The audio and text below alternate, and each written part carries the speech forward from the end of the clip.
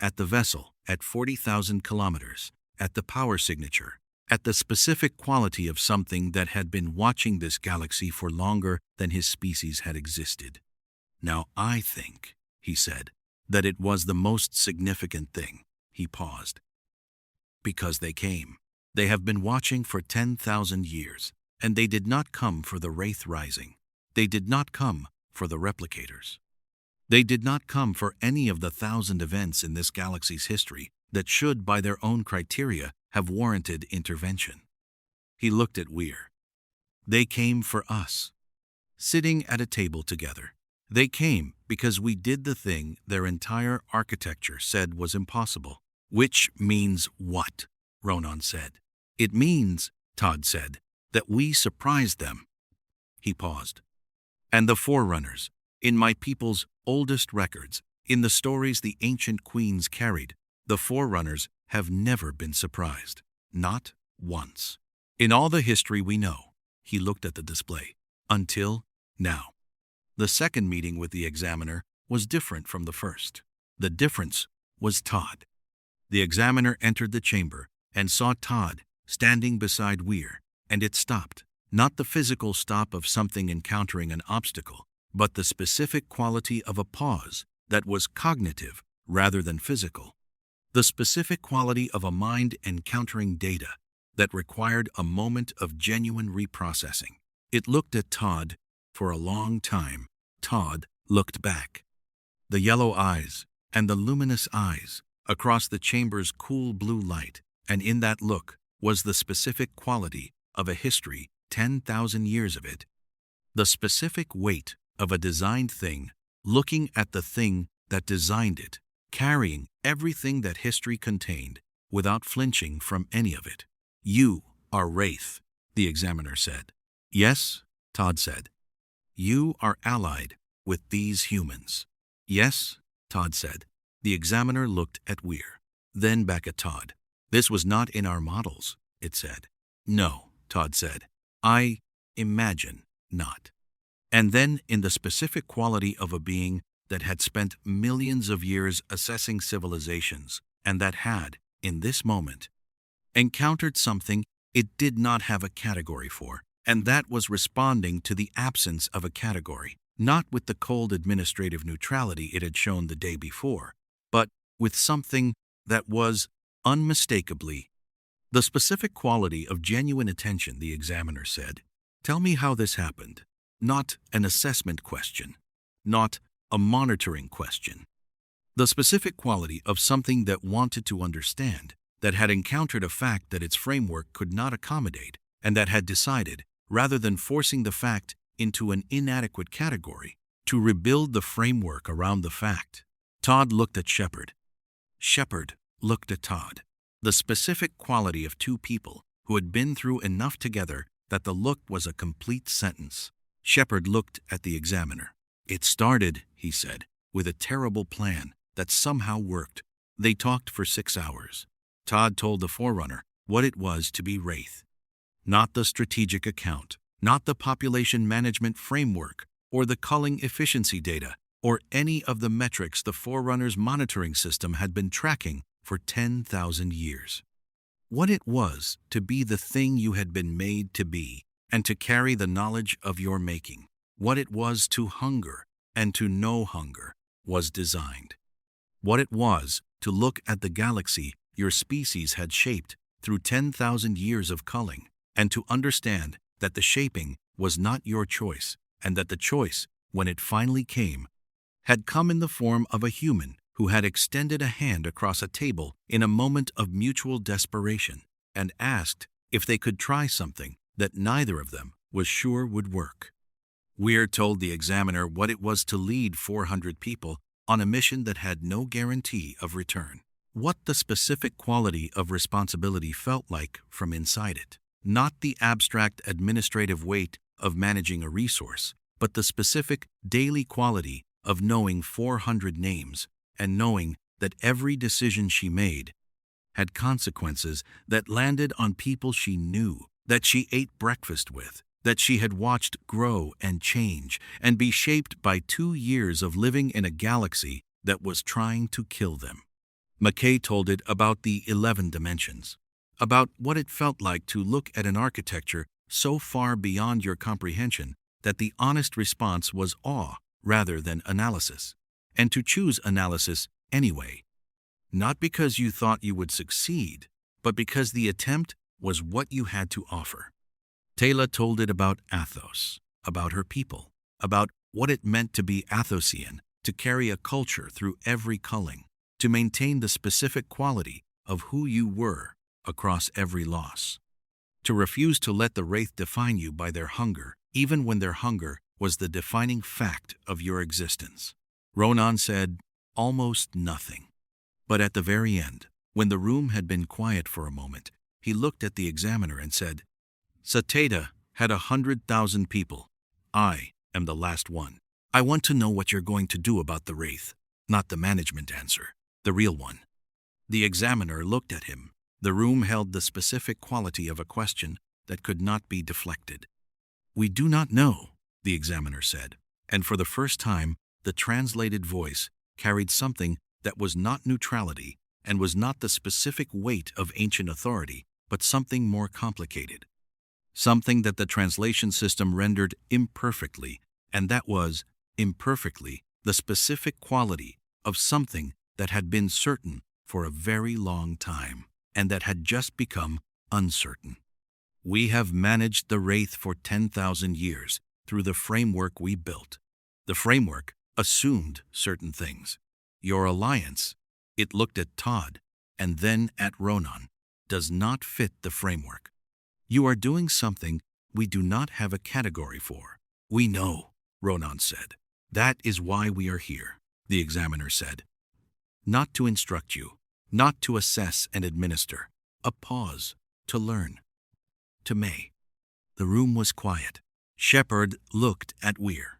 Weir looked at the examiner. The specific quality of the moment, the specific weight of what had just been said by something that had monitored 2 galaxies for millions of years and that had just, in a conference room in Atlantis with ocean light on the walls, said 3 words that its entire history had never required it to say before. To learn. Okay, Weir said. She said it with the specific quality of a diplomat who understood that the most important thing you could do with a door that had just opened was to walk through it before it closed. Then let's start, she said. That night, Shepard stood on Atlantis's south pier. The ocean was dark, and the stars were out, and the vessel was still at 40,000 kilometers, visible now not just on sensors, but to the naked eye as a specific quality of light against the star field. Not bright, not dramatic, the specific, subtle luminosity of something that existed at a scale where it didn't need to announce itself. Taylor came and stood beside him. They stood in the comfortable silence of people who had been through enough together that silence was a form of conversation. It's not over, he said. No, she said. It is beginning. The examiner said it wanted to learn from us. He paused. From us, an expedition that's been here for 2 years. A Wraith who is one defection away from being declared enemy by every other queen in the galaxy. A man who is the last of his world. He paused. We're not exactly the most impressive sample. We are exactly what we are, Taylor said, which is what they could not model. She looked at the light at 40,000 kilometers. The Forerunners built a framework to manage a galaxy. They built it from certainty, from the knowledge of what civilizations do and what they become and what they require in terms of management. They have been running that framework for millions of years. She paused. And then we arrived. And we did not do any of the things the framework predicted. We made friends with the Wraith. We asked questions instead of worshiping or fearing or attacking. We built something the framework had no category for. She looked at him. We are not impressive because we are powerful. We are impressed because we are genuinely new. Shepard looked at the starfield, at the light at 40,000 kilometers, at the city behind him lit and alive, and humming with the specific quality of a place that had become, in 2 years of occupation, genuinely home. First time in a long time, he said, that I feel like we might actually know what we're doing." Taylor almost smiled. "You have never known what you are doing," she said. "That has always been precisely the point." The ocean moved against the pier below them. The stars held their positions. At 40,000 kilometers, the vessel pulsed once, slowly, with the specific quality of something that had spent millions of years watching. And that was, for the first time, genuinely watching rather than merely monitoring. The difference between those two things was everything. The isodidact arrived on the 14th day. No announcement. No preceding message in the mathematical language of the network. No specific warning from the examiner, who had been meeting with Weir and Todd and the senior staff daily in the conference room, and who had, over the course of those meetings, shifted in quality from the specific, cold administrative neutrality of the first encounter to something more nuanced, something that was still not warm, still not human in its register, but that carried the specific quality of genuine engagement, of a mind that had been running uncertainty for millions of years and that had found, in these specific strange meetings in a city that smelled of ocean salt and coffee, something that its certainty had not prepared it for. The isodidact arrived and the examiner went still. That was how they knew. The examiner had been mid-sentence a response to McKay's question about the network's deep maintenance protocols, a technical discussion that had become the specific kind of conversation that McKay had about things he loved, which was to say comprehensive and rapid and operating on the assumption that the other party was keeping up, and it simply stopped, mid-word. The translation system holds the incomplete sentence in the air of the conference room like something suspended. Then the examiner stood. The motion was different from its other motions, not the fluid functional quality of the armor moving with its body, but the specific quality of a body responding to something before the mind had fully processed what it was responding to. Something reflexive. Something that existed below the level of the examiner's considerable composure. "He is here," it said. "Who?" Weir said. "The one who fired the array." The isodidact came through the city the same way the examiner had, through the Forerunner systems, through the infrastructure, the specific quality of something moving through a medium it had built. But the quality was different. Where the examiner moved through the city like a current present, pervasive, the specific quality of something that belonged in the space the isodidact moved through it like weather. Like the specific pressure change before a storm, the thing your body registered before your instruments did, the thing that made the hair on your arms stand up, not because you were afraid, but because something enormous was close. Every Forerunner system in the city activated simultaneously when he entered. Not alarmingly, not in the specific threatening way of systems coming online for offensive purposes.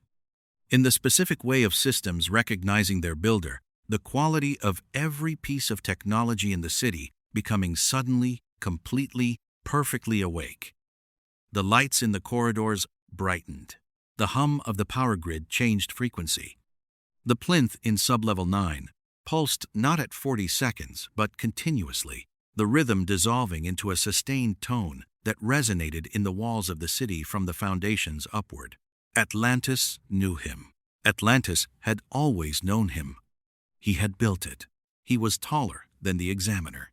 That was the first thing Shepard registered, the specific additional height, the additional quality of presence that was not just physical scale, but the specific weight of someone who had made a decision that had ended everything and who had spent 10,000 years inside the consequences of that decision. The isodidact's armor was different from the examiner's, older, not in the way of something that had degraded, but in the way of something that had been worn continuously for a very long time, and that carried the history of that wearing in ways that were visible if you knew how to. Look, the blue light in its channels was brighter. The specific quality of the dark material was deeper. It was the specific quality of armor that had stood at the array's controls and been present when two galaxies went quiet. He stood in the doorway of the conference room. He looked at Weir, at McKay, at Shepard, at Taylor, at Ronan, at the examiner, who had the specific quality of someone who had prepared for this and who was discovering that preparation and readiness were not the same thing. At Todd, he looked at Todd the longest. Something moved in the luminous eyes, not the examiner's neutrality, not the specific administrative quality of a being that had been assessing things so long that assessment had become its natural mode of engagement.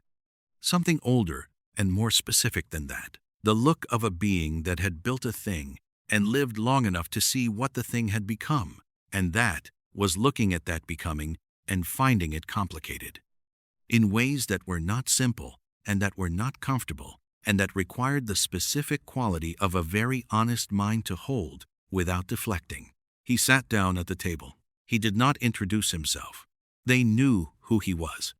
He looked at Weir and said, his voice coming through the translation system differently than the examiner's, with more weight, with the specific quality of a voice that had given commands at civilizational scale and that carried that history in its register. Tell me about the Alliance, Weir told him. From the beginning. Not the diplomatic summary, not the version she gave to the SGC in official reports. The version that emphasized strategic value and tactical benefit and the specific operational advantages of a working relationship with a Wraith faction. The actual story. The specific quality of how it had happened, the desperation, the improvisation, the specific moment when Shepard had decided that the logic of permanent enmity was a luxury they couldn't afford and had acted on a different logic without being certain the different logic was right. The isodidact listened. He listened the way he had apparently listened to the examiner's reports for millions of years completely, without interruption, with the specific quality of a mind that processed everything simultaneously and that did not need clarification, because it built its own understanding as you spoke, rather than waiting for you to finish before it started. When she finished, he looked at Todd. "You chose this," he said. "Not a question." "Yes," Todd said, "knowing what you are." "Because of what I am," Todd said. "Not in spite of it." He paused. "I am what your people made. I carry what your people built into me, the hunger, the need, the specific nature of the Wraith that your engineers designed 12,000 years ago as a population management solution." He looked at the isodidact with the yellow eyes and the weight of 10,000 years of carrying the knowledge of his own making. "And I sat across a table from a human, and I chose something different. Not because I stopped being what I am, because being what I am did not require me to be only that." The room was very quiet. The isodidact looked at Todd for a long time. "We did not design that capacity into you," he said. "The capacity for that choice." "No," Todd said. "We built it ourselves. 10,000 years of living. 10,000 years of being what you made us and finding inside that something you didn't put there." He paused. "That is what life does. Even designed life. Even life that was made for a purpose. It exceeds the design." He looked at the isodidact. "You know that. You fired the array, and you have spent 10,000 years finding that the solution exceeded its own parameters. The Wraith became more than you intended. The galaxy became more than you managed. And now we are here." He gestured at Shepard, at Weir, at the room, at the city, at all of it. "More than your models predicted, more than your framework accommodates, more than the answer you gave the question the last time it was asked." The isodidact was still. The stillness of something very old, encountering something that had the specific quality of truth, the specific quality of a statement that fit the shape of what actually was, that didn't require defending or debating, that simply needed to be held and looked at honestly. He looked at Shepard. "You have fought the flood," he said. "Yes," Shepard said. "We call them the Wraith here. You know that. But in our galaxy in the Milky Way, where we come from, there are records of the original thing. The parasite, consuming intelligence." He paused. We've encountered them. Not at the scale you faced, but enough to know what they are and what they do. And you survived. So far, Shepard said. How? Shepard thought about it. About every Wraith engagement. About every impossible situation that had somehow become a survivable one. About Todd and the Alliance and Taylor's people and Ronan's losses and McKay's brilliance and Weir's steady specific quality of leadership that held everything together in the specific way of something that understood that the holding together was the mission, that the people were the mission, that the objective was always the survival of the specific human quality of things, rather than just the survival of the bodies that carried it. We didn't fight them alone, he said. Every time we survived, it was because we had built something, a relationship, an alliance, a trust that we could lean on when our own capability wasn't enough. Every time we made it through, it was because we had chosen to need each other. He paused. You fought the flood alone, the Forerunners at the array's controls, with every other civilization gone. One species left carrying the whole weight of the answer. He looked at the isodidact. We're trying to fight it differently. Not because we're smarter, because we've seen what fighting it alone costs. The isodidact was quiet for a long time. The specific quality of the quiet, not the examiner's processing pause, not the administrative silence of a being cataloging information, something deeper. Something that had the specific quality of a very old wound being looked at directly for the first time in a very long time. I fired the array, he said. I made that decision. I have been inside that decision for 10,000 years. He paused. I have wondered, every day for 10,000 years, if there was another way. The room held the weight of that. There might be, Weir said quietly. We don't know yet. We haven't found it, but we're trying something different. And it's working not perfectly, not conclusively, but it's working in ways that your framework didn't predict and that your models said shouldn't be possible. She looked at him. That has to mean something. Yes, the isodidact said. He looked at Todd. At Ronan. At all of them. It means, he said, that you are further along than the ancients ever were. He said it without the specific quality of a compliment. The Forerunners did not apparently trade in compliments in any register the translation system could map. He said it as a fact, stated plainly, with the specific quality of someone who had been assessing civilizations for millions of years and who was issuing an assessment that was simply true and that he had decided, after 10,000 years of managing a galaxy from a distance, deserved to be said directly to the people it was about. They never sat at a table with the thing they feared, he said. They never looked at what they had made and asked what it had become and decided that what it had become deserved a seat in the conversation. He looked at the table at the human beings and the Wraith sitting together in the city he had built, in the specific, improbable quality of a thing that his framework had said was impossible and that was sitting in front of him being possible. They ascended rather than face the question. You are facing it. We don't have the option of ascending, McKay said, somewhat defensively. No, the isodidact said, and something in the translated voice had the specific quality of something that was improbably, and after a very long time, almost grateful for that fact. You do not. And that may be precisely why you are capable of this when they were not.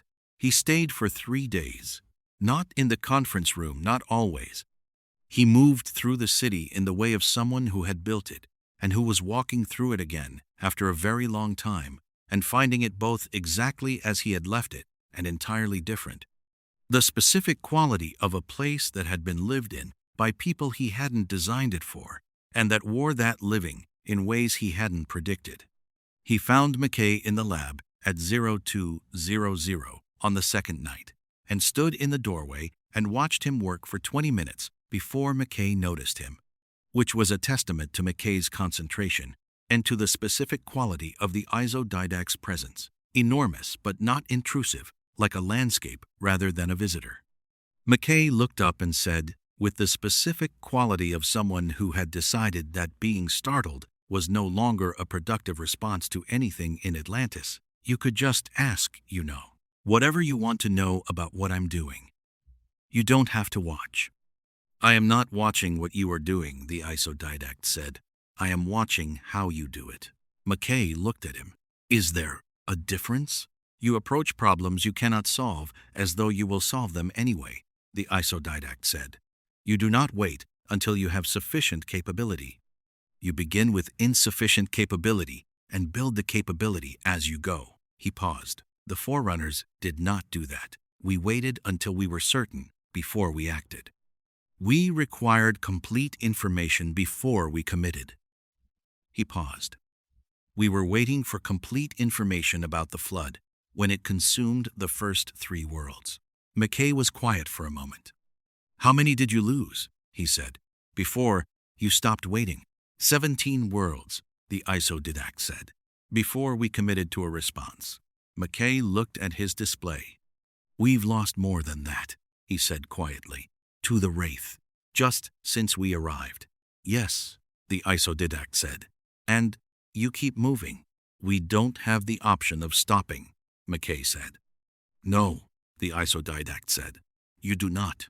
He looked at the display at the 11-dimensional architecture rendered in McKay's imperfect tools, the approximations and the annotations, and the specific quality of a brilliant mind working at the edge of what it could hold. But you are also not stopping because you choose not to. Because something in you requires the attempt regardless of the probability of success. He paused. That is not a quality we built into anything. That is a quality that emerged. He looked at McKay.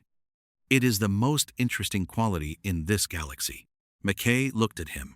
Are you complimenting me? He said. I am making an observation, the isodidact said. Right, McKay said. Sure. He turned back to his display. Then, after a moment, without looking up, for what it's worth. The 11-dimensional architecture. I think I understand the 7th dimension now, what it's doing functionally. He paused. I think it's a memory system. Not data storage, actual memory. The network remembers things in the 7th dimension that it doesn't store anywhere else. He paused. I think it remembers what the galaxy was like before the array fired. The isodidact was very still. Yes, he said, after a long moment. It does. I put it there, he said, so it would not be forgotten. The lab was quiet. McKay did not look up. But he said, quietly, and without making it anything other than what it was, I'll be careful with it. And the isodidact, who had fired the array, and lived inside that decision for 10,000 years, and who had come to Atlantis expecting to find a civilization that required administration, and had found instead people who kept doing things his framework had. No category 4, said nothing. But he stayed in the doorway for another hour. And in the specific quality of that staying was something that was not neutrality and was not assessment, and that the translation system, designed for language, had no word for. But Atlantis did. The city knew it in the way that cities knew the things that happened in them. It was the specific quality of something beginning, not ending, beginning. On the 3rd day, the isodidact called a meeting that no one had requested. He sent it through the city's systems, not through their radios, not through the communication network, not through any channel that required their technology as the medium. He used Atlantis itself, the specific quality of the city's lighting shifting in the corridors in a pattern that Shepard had learned, after 3 days, to read as directional, as an invitation. The city showed them where to go in the specific way of something that had 2 masters, now the one who had built it and the ones who had learned to live in it. And that was, in its own particular way, comfortable with both. They assembled in the gate room. Not the conference room, the gate room, with the Stargate itself standing behind them, the specific ancient quality of it, the first Forerunner technology any of them had ever touched. The door that had brought them here, and that had been, all along, something far more than a door. The isodidact stood before it. The examiner stood to his left. Todd stood with Shepard's team, the specific quality of his position, chosen without discussion, that said everything about what the last 2 weeks had built and consolidated and made real in the specific way that things became real when they were tested and held. The isodidact looked at all of them. "I have a decision to make," he said. "I have been making it for 3 days.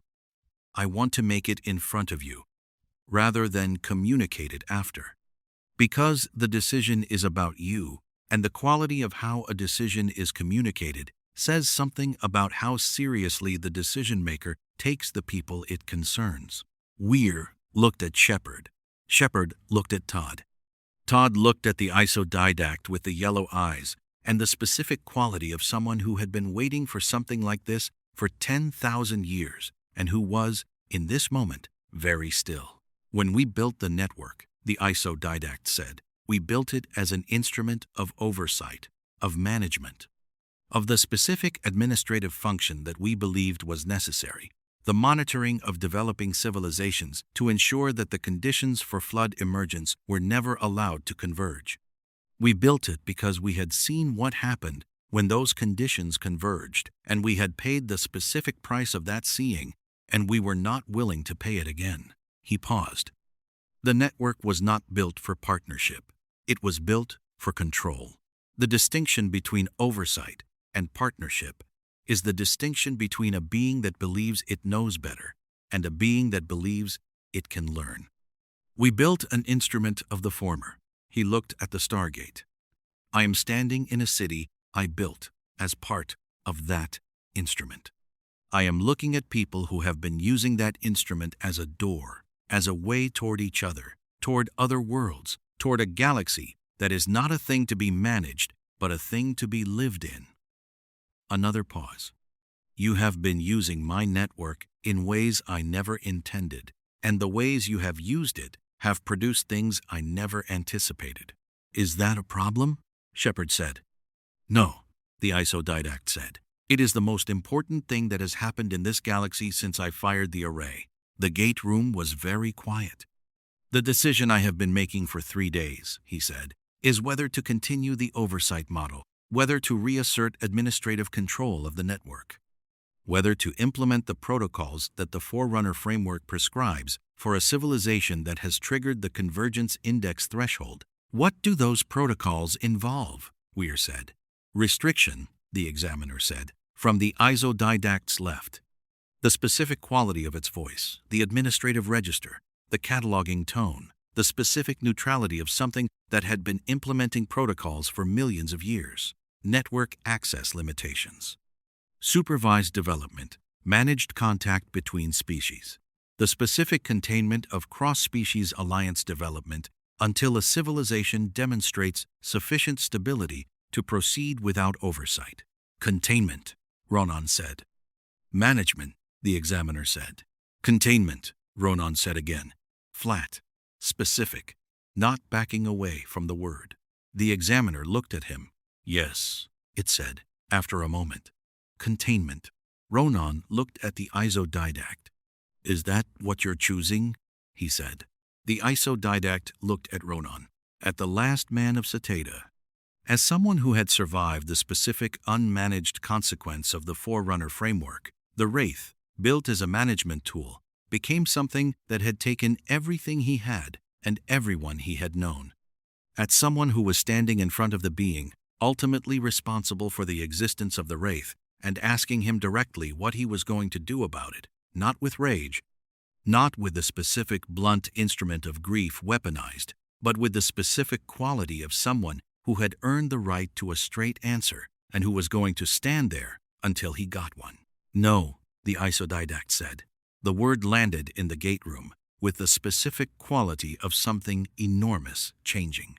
"The oversight model has produced 10,000 years of managed stagnation," he said. "It has produced the Wraith.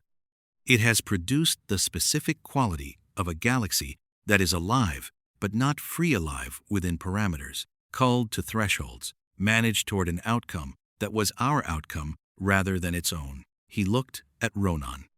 Cetata was inside those parameters. Cetata fell within the acceptable range of losses under the culling framework. We had the data. He paused. I have the data. I have always had the data. I have 100,000 names in the record under Cetata, and I can tell you the population trajectory and the technological development index and the specific metrics that define them in our framework, and none of that is the same as having known them. Another pause. You knew them. We had records. The difference between those two things is the difference between management and relationship. He looked at Weir. You asked me, in the first meeting, to have a conversation. You said you came here looking for your past and found more than you expected, and that you wanted to understand what you found. I have been thinking about that statement for 3 days. He paused. The ancients, when they were here, did not want to understand what they found. They wanted to use it. They wanted to take what we gave them and build with it and become something greater than what they were. And when we told them there were limits, they ascended rather than accept the limits. He looked at the Stargate. You are not doing that. You are standing here asking questions, bringing your ally a look at Todd to the table and saying, he is part of this. He is part of what we are. You do not get to assess us without assessing him.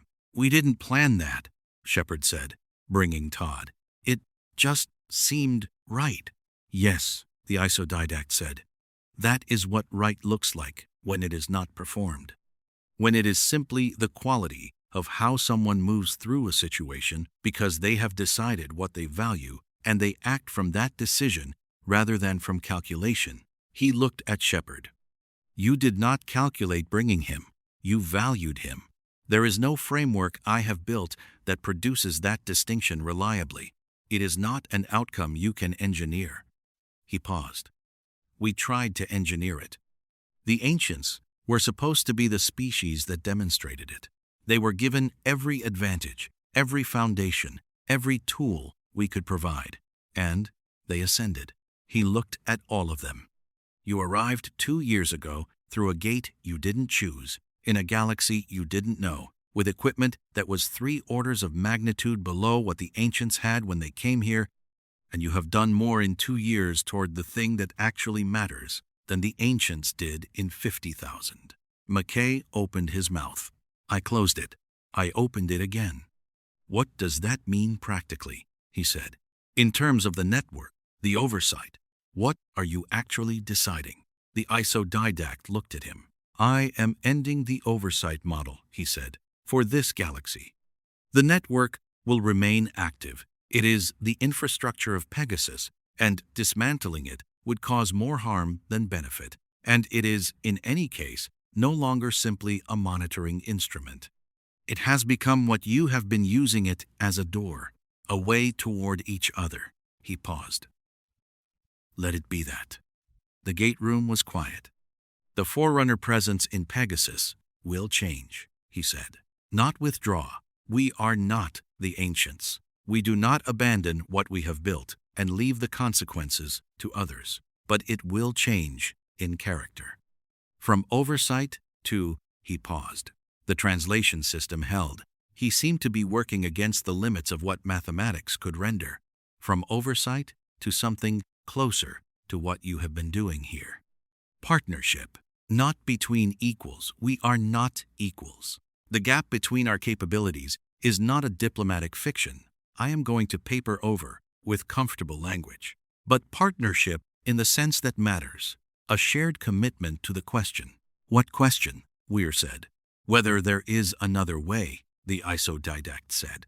Whether the answer to the thing that consumes everything does not have to be the destruction of everything to prevent it.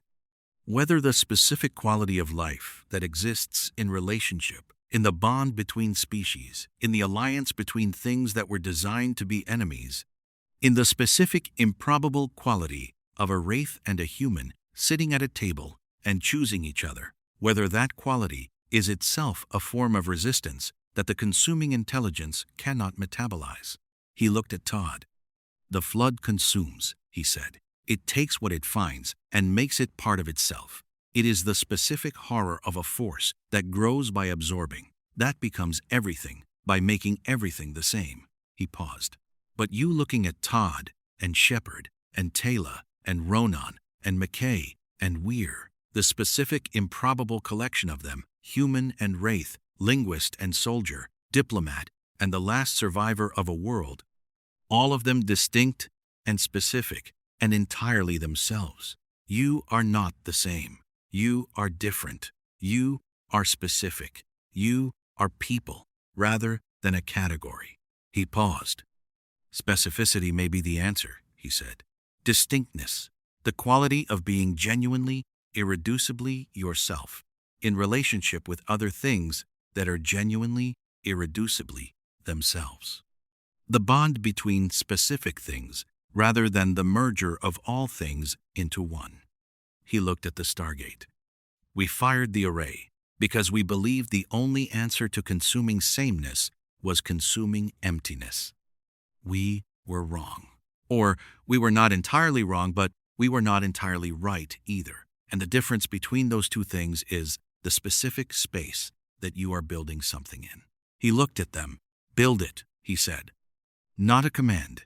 The specific quality of the two words was not the administrative register of something issuing instructions to something it managed.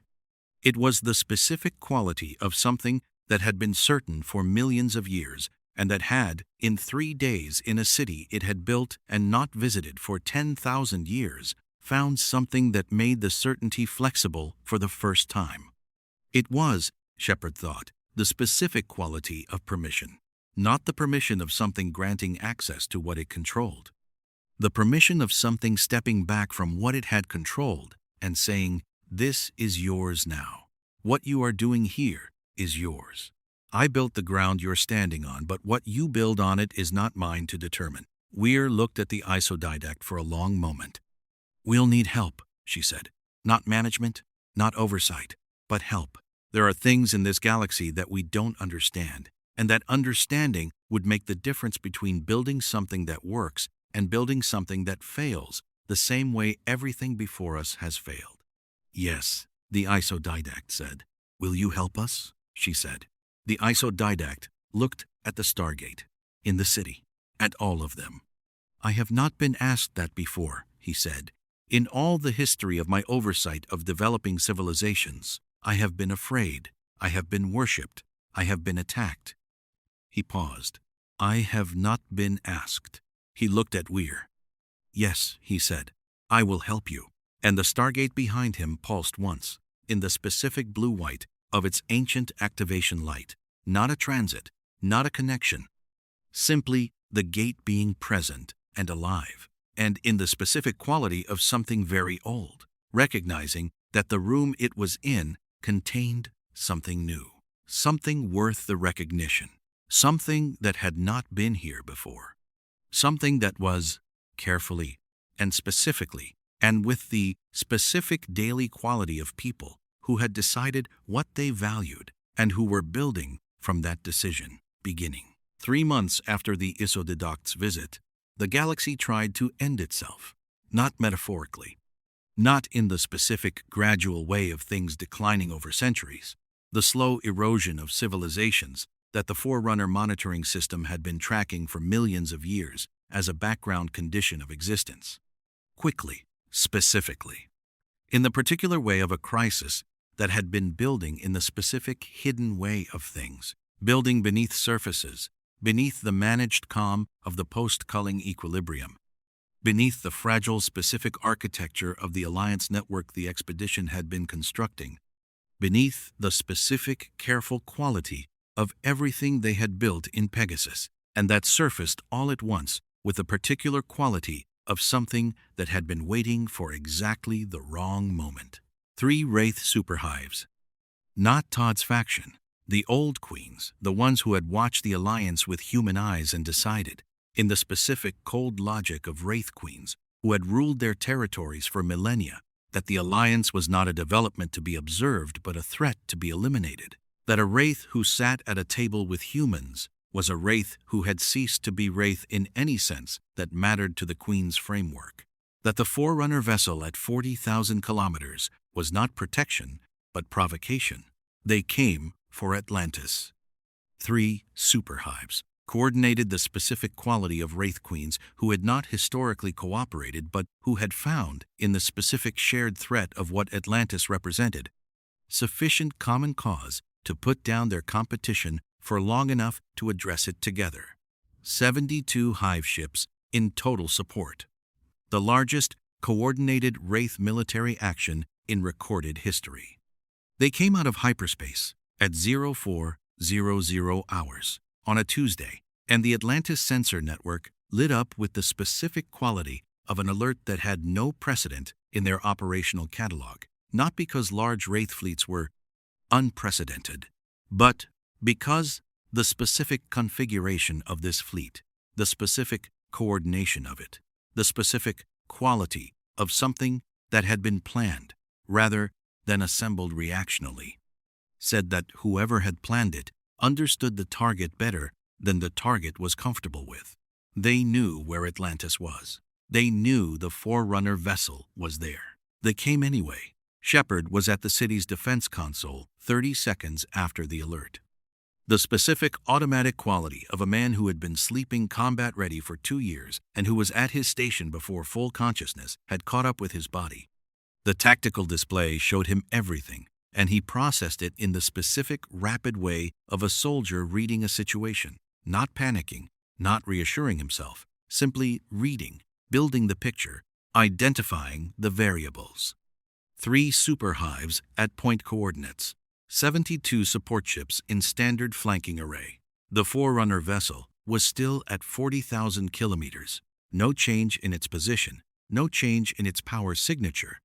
The specific patient quality of something that was aware and watching and had not yet decided what its awareness required in terms of response.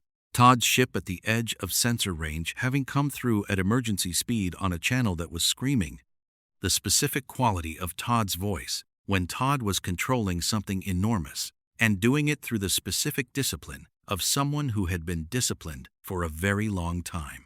"John," Todd said through the channel, "the Queens have made their decision." "I see it," Shepard said.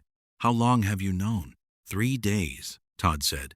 "I did not know it would be this. I knew something was being planned. I did not know the scale." A pause. "I should have known the scale." "You're here," Shepard said. "That's what matters." "I have 11 hive ships," Todd said, "against 72. "Yeah," Shepard said. "We're going to need a better ratio." He looked at the Forerunner vessel on the display. He clicked his radio. "Examiner," he said. The response came through the city's systems, not his radio, the city itself, the specific quality of the Forerunner communication channel that did not need their technology as its medium. "We see it," the examiner said. "Will you help?" Shepard said. A pause. Not the processing pause, something else. The specific quality of a pause that contained something being decided rather than something being processed.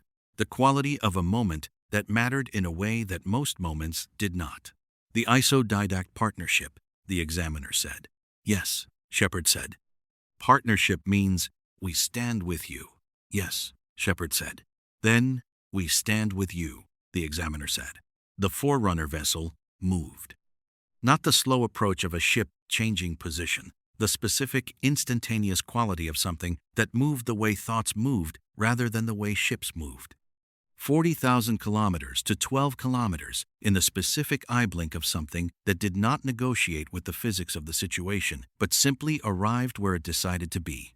It positioned itself between Atlantis and the 3 superhives. The Wraith fleet registered it. The lead superhive opened fire. What followed lasted 40 minutes. Shepard would remember it not as a battle in the conventional sense, not as the specific choreography of tactical engagements with clear phases and identifiable turning points, but as the specific quality of 40 minutes in, which everything they had built was tested at once and held. The Forerunner vessel absorbed the superhive's initial volley with the specific quality of something, receiving information, rather than taking damage. The energy of the Wraith weapons interacting with the vessels. Systems in ways that Shepard's sensors couldn't fully render. The specific quality of technology so advanced that the concept of damage required renegotiation in its presence. It did not fire back immediately. It held its position, and it held it with the specific quality of something that was giving the Wraith fleet an opportunity to reconsider. The Queens did not reconsider. When the Forerunner vessel responded, it did so with the specific precision of something that had been building weapons for millions of years, and that had had millions of years to develop the specific philosophy of how weapons should be. Used not to destroy, not in the first instance, but to communicate. The vessel's response disabled 3 hive ships simultaneously, the specific surgical quality of an attack that removed capability without removing life. That said in the language of overwhelming force. This is what we can do. We are choosing not to do all of it. Make a different decision. 2 Queens withdrew immediately. The calculus was immediate, and it was correct. Whatever the alliance represented, whatever the threat of Atlantis to the existing Wraith order, the specific mathematics of engaging a Forerunner vessel were mathematics that pointed in one direction, and the Queens who withdrew were the Queens who could read mathematics. The 3rd Queen did not withdraw. Her superhive drove directly toward Atlantis with the specific quality of something that had decided that the logic of survival did not apply to it, that had made the decision, in whatever specific calculus a Wraith Queen ran when she was running the final calculus, that Atlantis ending was worth the cost of her own ending to bring about. Todd intercepted her. His 11 hive ships against her superhive and its remaining support, the specific impossible mathematics of it, the specific quality of a decision that was not survivable by any reasonable assessment, and that Todd had made anyway, had been making, Shepard understood suddenly.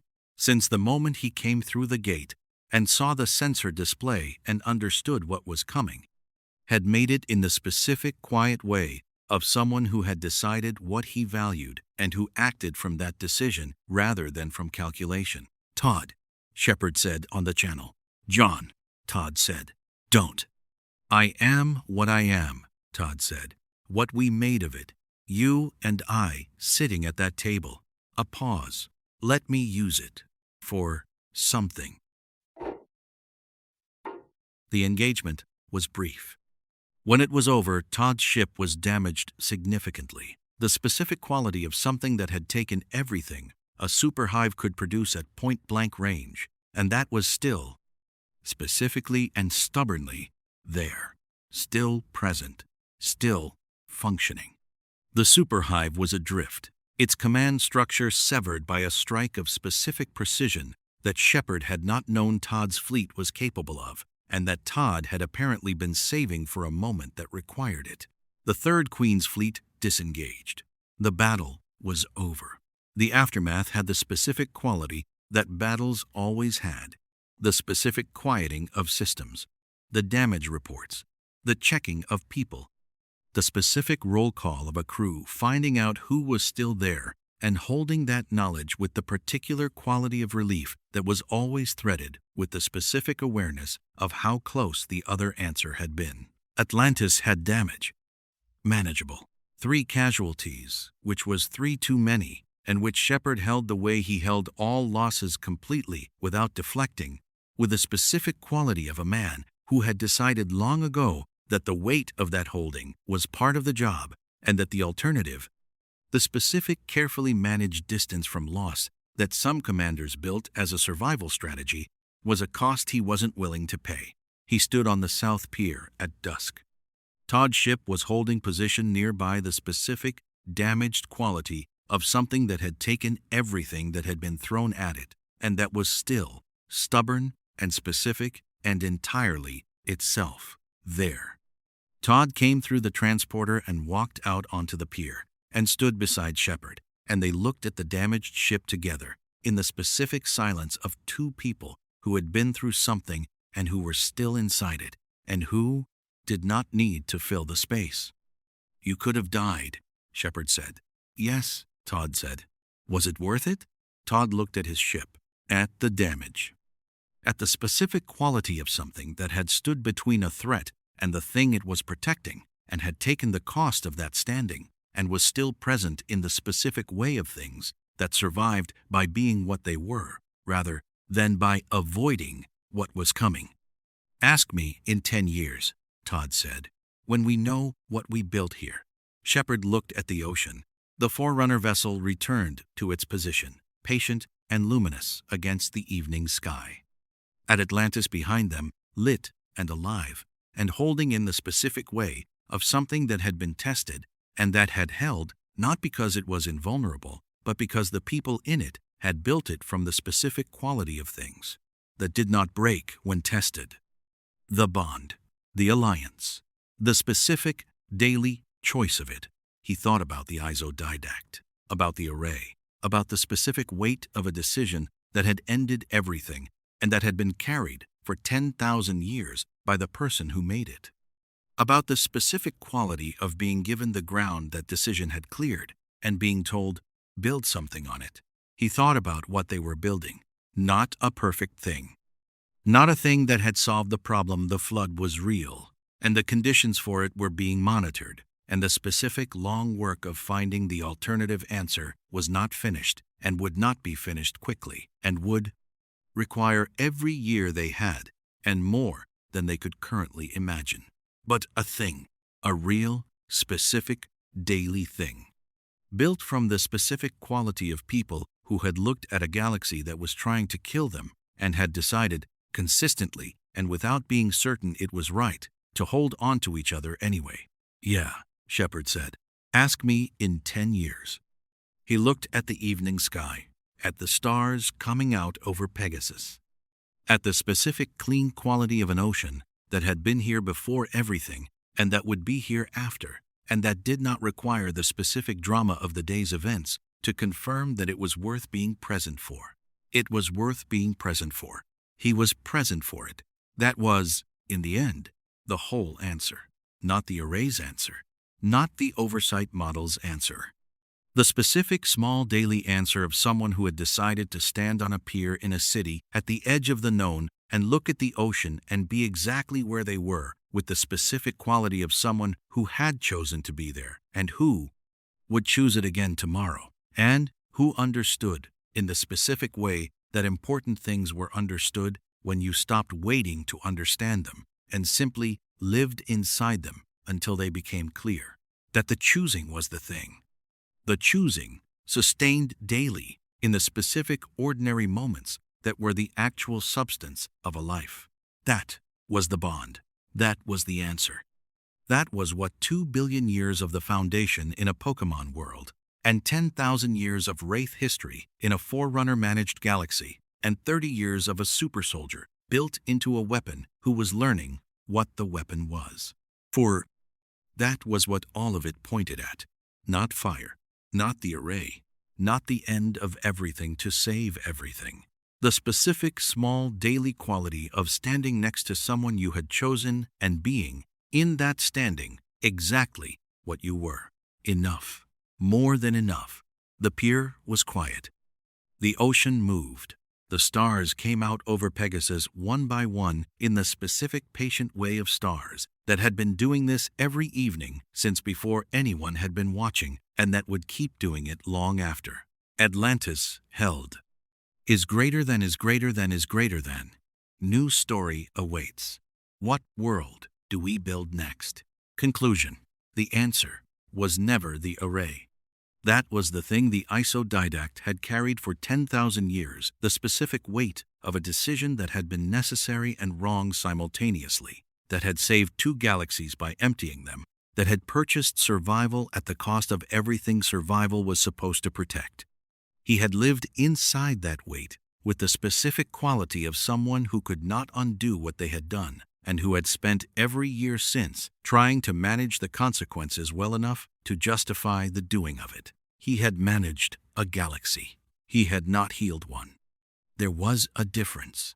The Atlantis expedition had arrived through a gate they didn't choose, in a galaxy that was trying to kill them, with equipment 3 orders of magnitude below what the ancients had brought when they came, and they had done the thing that the ancients, with all their gifts and all their advantages and all the specific extraordinary quality of a species the Forerunners had spent 50,000 years preparing, had never managed to do. They had chosen each other. Not abstractly, not philosophically, not in the specific performed way of a civilization that had decided that cooperation was strategically optimal and had built its institutions around that decision. In the specific daily quality of people who kept finding themselves in impossible situations and who kept, against the specific logic of the situations, reaching for the person beside them rather than calculating whether the reach was worth it. Shepard and Todd at a table. Tayla carries her people's culture through every culling. Ronan standing in front of the being responsible for Satata and asking for a straight answer. McKay in his lab at 0200 telling the isodidact, "I'll be careful with it." We're at the window looking at a vessel carrying 40 ZPMs and saying, "Then let's start." These were not tactical decisions. They were not strategic calculations. They were the specific quality of people who had decided what they valued and who acted from that decision in the specific, small, ordinary moments that were the actual substance of a life, the moments that did not feel like history, while you were in them, and that turned out, later, to have been exactly that. The Forerunners had monitored 2 galaxies for millions of years, and they had watched civilization after civilization rise and develop and approach the specific dangerous threshold, and they had managed the approach with the specific cold precision of something that had paid the price of not managing it once, and that was not going to pay it again. And it worked. In the specific narrow sense of working that meant the flood had not emerged again, that the conditions for it had been kept below threshold, that the managed equilibrium of culled populations and monitored development trajectories had held the galaxy in the specific stable flatline of something that was alive but not free, present but not growing, surviving but not becoming. The Atlantis expedition had broken that equilibrium in 2 years. They had spiked the Convergence Index higher than anything in 10,000 years of monitoring. They had triggered every threshold the Forerunner framework had built. They had, by every metric the oversight model used, done exactly what the oversight model existed to prevent. And the result was not the flood. The result was Todd on a pier at dusk, his damaged ship-holding position having stood between a threat and the thing he valued, and taken the cost of that standing and still being, specifically and stubbornly, there. The result was the isodidact in a doorway at 0200, watching McKay work and staying for an hour and finding, in that staying, something that his framework had never produced in millions of years of operation.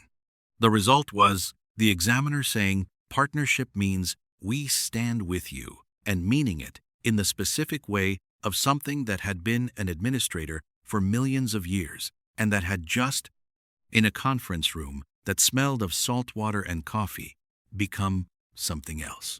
The result was a galaxy that was not managed, that was alive. That was the building. Not toward the array's answer, not toward the specific consuming choice of ending everything to save everything, the choice that left the saver with nothing to save and 10,000 years of carrying the weight of what the saving cost, toward the other answer. The one the Forerunners had never found, because they had been too certain, too early, and too powerful too long, and had never been given the specific gift of arriving in a strange galaxy with insufficient equipment and impossible odds. Nothing to rely on except the people standing next to them. The gift of needing each other. The gift of the bond. It was not a complete answer. The flood was real. The conditions that produced it were being monitored, and the specific long work of understanding what the alliance and the bond and the specific daily quality of choosing each other meant as a form of resistance to the consuming. Intelligence that work was not finished and would not be finished quickly and would require every year they had. But they were working on it, together, human and wraith, Forerunner and Tauri.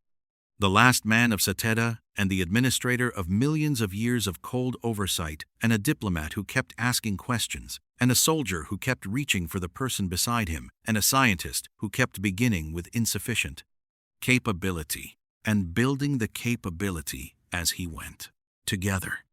In the specific quality of things that were distinct and specific and irreducibly themselves, in relationship with other things that were distinct and specific and irreducibly themselves, the specific quality that the isodidact had, said might be the answer. Specificity may be the answer. The bond between specific things rather than the merger of all things into one. The flood consumed by absorbing, made everything the same. They were not the same. They were Shepard and Todd and Taylor and Ronan and McKay and Weir and the Examiner and the isodidact and every specific person on every specific world in a galaxy that was learning, carefully and with the specific daily quality of things that were choosing rather than being managed what it was building toward. They were the answer. Not because they were powerful, because they were specific, because they had chosen each other. Because the choosing was sustained daily in the specific ordinary moments that were the actual substance of a life, the moments that did not feel like history while you were inside them, and that were, in the specific, patient way of all important things, exactly that. The ocean moved against Atlantis's piers. The stars held their positions over Pegasus. The Forerunner vessel pulsed once, slow, luminous, the specific quality of something that had spent millions of years watching, and that was, now, genuinely present. Not watching, present. The difference between those two things was everything. And in that difference, in the specific quality of that presence, in the specific daily choice of it, the galaxy breathed. And it was, specifically, and stubbornly, and with the particular quality of something that had been shown what it was capable of, and that was choosing to be capable of it. Alive. Is greater than, is greater than, is greater than. What world do we build next?